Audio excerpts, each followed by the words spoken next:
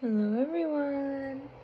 Today I'll be reading chapter 4 of my Transformers story for everyone today.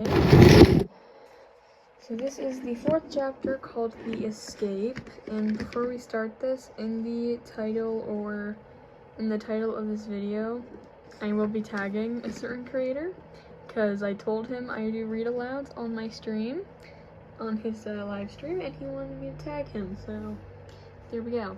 Anyway, let's get to this. Transformers Prime Season 2, Chapter 4, The Escape. Starscream walked into the medbay again, his wings slightly teared. Knockout looked over in concern.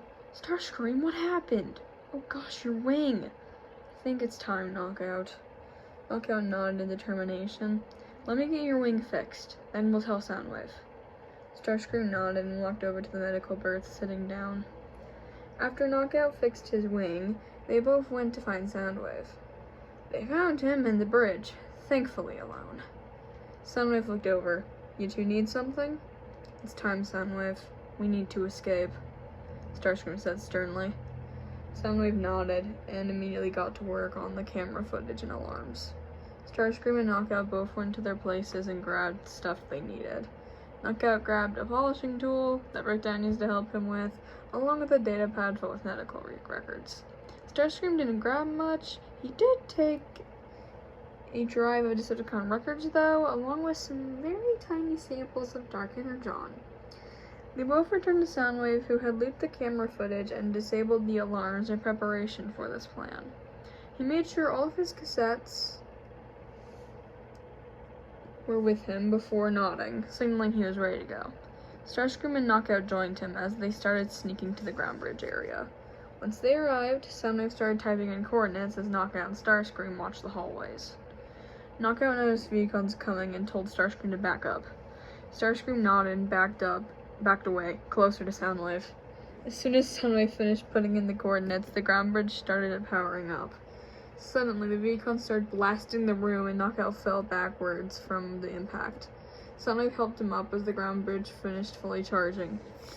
You two go. I'll be through in a second. Soundwave nodded and got Knockout through the ground bridge along with himself. Starscream used his blaster to cause a blockade. Right before he jumped through, he heard Megatron coming and flew through the ground bridge. He landed in the Nevada desert alongside Knockout and Soundwave. Knockout brushed some sand off his polish while Starscream was being checked over by Soundwave. Knockout sensed 2 signatures approaching. Incoming Autobots. 2 signatures. Starscream looked over and saw the familiar vehicle forms of RC and Bulkhead. Oh no, RC's not going to be happy, he thought to himself. The 2 Autobots drove closer and transformed. RC glared directly at Starscream, who looked away in shame. Bulkhead whispered something to her, which got her to stop glaring. Decepticons, what is your purpose here?